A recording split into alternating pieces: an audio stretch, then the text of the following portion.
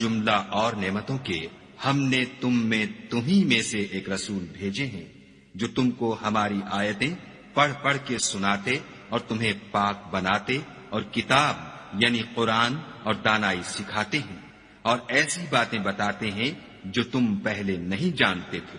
سو تم مجھے یاد کیا کرو، میں تمہیں یاد کیا کروں گا، اور میرا احسان مانتے رہنا اور ناشکری نہ کرنا۔ اے ایمان والو، صبر اور نماز سے مدد لیا کرو، بے شک خدا صبر کرنے والوں کے ساتھ ہے۔ اور جو لوگ خدا کی راہ میں مارے جائیں ان کی نسبت یہ نہ کہنا کہ وہ مرے ہوئے ہیں، وہ مردہ نہیں بلکہ زندہ ہیں، لیکن تم نہیں جانتے۔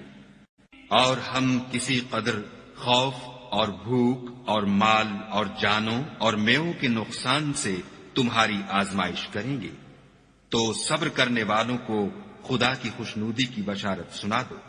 ان لوگوں پر جب کوئی مصیبت واقع ہوتی ہے تو کہتے ہیں کہ ہم خدا ہی کا مال ہیں اور اسی کی طرف لوٹ کر جانے والے ہیں۔ یہی لوگ ہیں جن پر ان کے پروردگار کی مہربانی اور رحمت ہے، اور یہی سیدھے رستے پر ہیں۔